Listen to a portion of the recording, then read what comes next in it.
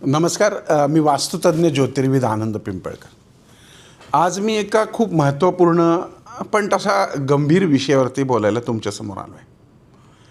माझा एक जवळचा परममित्र म्हणा, शिष्य म्हणा, जोडीदार हा कोल्हापूरवरनं येत असताना कामेरी जवळच्या विठ्ठलवाडी या ठिकाणी त्यांच्या गाडीचा अपघात झाला.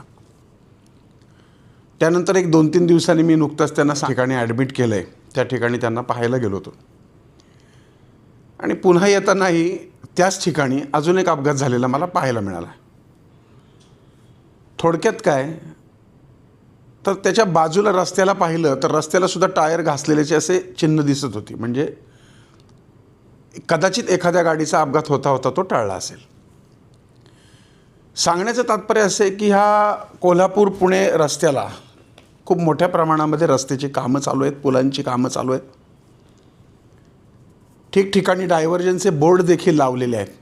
पण तुमची जर काळवेळ खराब असेल तर कसं विचित्र घडतं हे या केसमधनं तुमच्या लक्षात येईल. 3 लेन होत्या.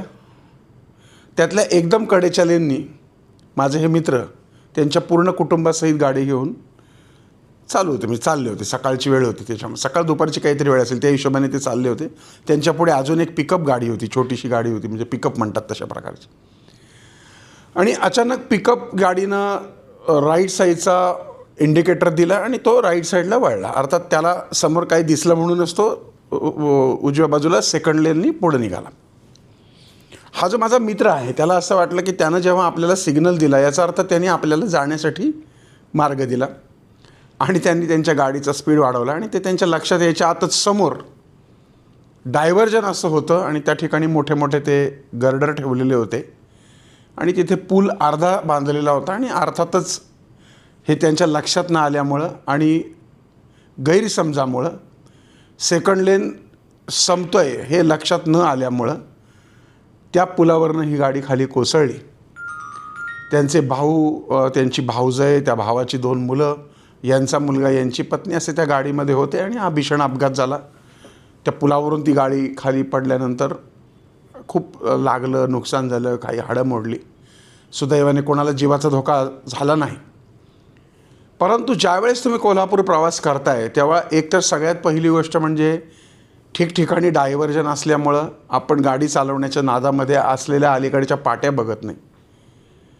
ठेकेदारांनीसुद्धा तशी काळजी घेतली आहे. ठेकेदारांच्या काही चुका आहेत असं मला वाटत नाही, कारण ठिकठिकाणी त्यांनी आता हे अशा प्रकारे चुकून हा झालेला विषय आहे. परंतु मला असं वाटतं की ठेकेदारांनी ज्या ठिकाणी डायव्हर्जन्स दिले त्याच्या आधी कमीत कमी 2-3 मिनटं आधी तरी तशा प्रकारचा सूचना फलक लावावा की पुढे डायव्हर्जन आहे, किंवा ज्या ठिकाणी अचानकच खड्डा आहे आणि 3 लेन संपून 2 लेन चालू होतात त्या ठिकाणी खूप अलीकडं अशा प्रकारचे गर्डर लावावेत. अगदी त्याच्या तोंडावर लावल्यामुळं हा सगळा गोंधळ झाला आहे. आता याच्यामध्ये चूक कोणाची नाही, ठेकेदारांची, गाडी चालवणाऱ्याची, ही गोष्ट आलाही.